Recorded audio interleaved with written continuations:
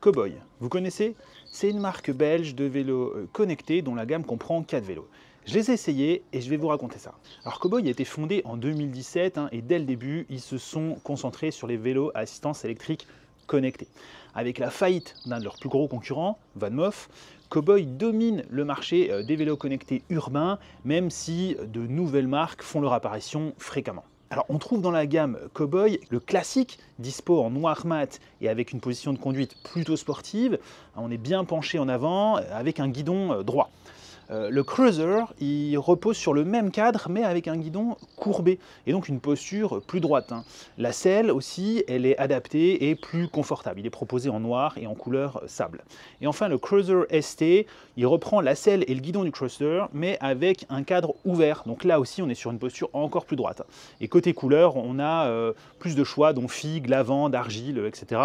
Et vu le cadre et les couleurs proposées, j'en déduis que ce vélo, il est plutôt dédié aux femmes. Mais bon, franchement, les vélos genrés, c'est un peu un concept du siècle précédent, quoi. Donc ces trois vélos, ils sont proposés à 2 699 €, mais on peut prendre en option le pack performance à 300 €, qui comprend un chargeur de batterie plus rapide, la recharge sans fil du téléphone lorsqu'il est posé sur le vélo et la technologie Cowboy Adaptive Power. En gros, Cowboy Adaptive Power, ça permet d'avoir un niveau d'assistance automatique qui se base sur la résistance détectée par le moteur. Donc c'est censé vous aider un peu plus si vous êtes en montée, avec du vent de face, si vous êtes chargé, etc.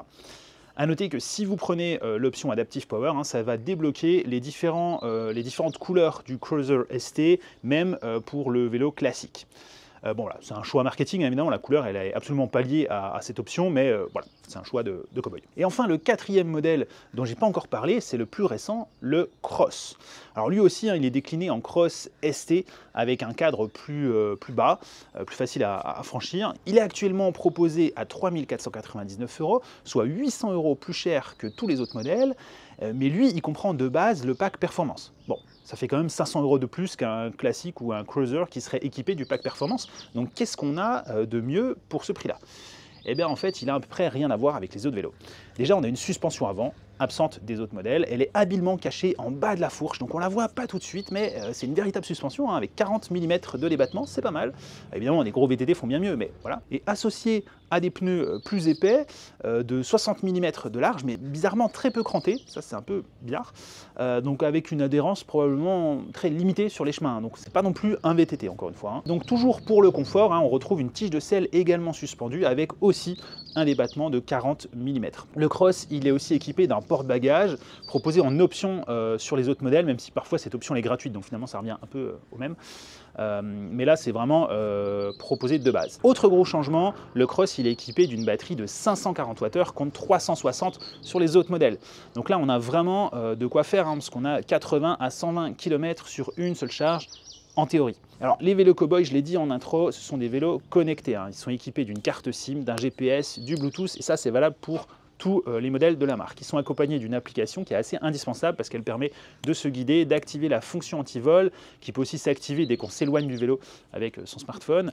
Et ça permet aussi de voir l'autonomie restante de la batterie, de voir des statistiques, le nombre de kilomètres effectués ou d'autres éléments. On sent que Cowboy a bien travaillé toute cette partie-là. Ils ont un peu gamifié finalement le côté stat et tout. Vous n'avez pas besoin de Strava ou d'une autre application. Tout est sur l'application Cowboy. On peut aussi depuis l'application régler le niveau d'assistance ou encore allumer les lumières. Et je parlais d'une application vraiment indispensable parce que le téléphone il n'a pas d'écran ni de bouton pour régler tout ça, donc du coup l'appli elle est vraiment très utile.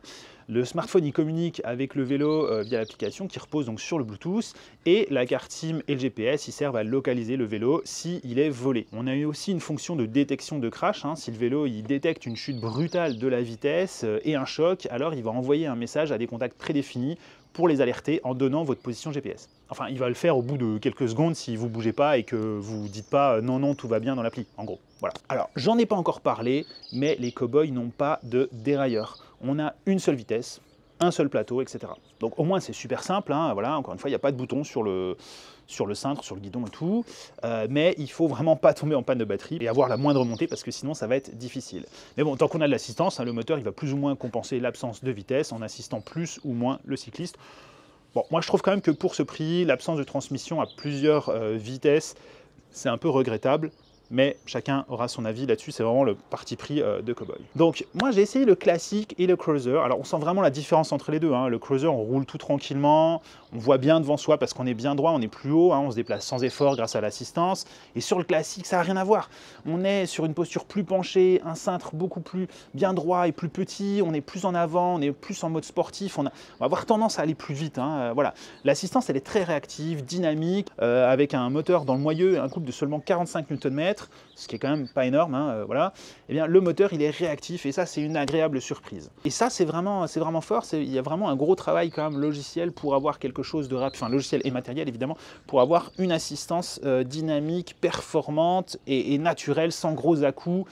Et dès que vous arrêtez de pédaler, hop, ça arrête très très vite d'assister, contrairement à certains vélos qui ne sont pas équipés de capteurs de puissance. Donc ça, c'est plutôt la bonne, enfin capteur de couple, je devrais dire. Ça, c'est plutôt la bonne surprise. L'appli est vraiment bien faite, hein. Le support pour le téléphone, il est assez pratique, mais quand même, ça oblige une coque spécifique. Donc c'est pas aussi bien que ce que le Lemo propose, hein. Je l'avais testé ici, ce vélo électrique connecté aussi.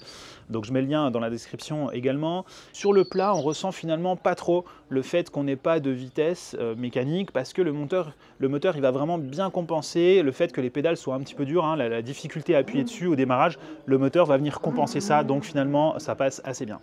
J'ai été aussi surpris par le cintre très compact sur le classique, hein, très pratique pour se faufiler en ville, c'est assez bien adapté.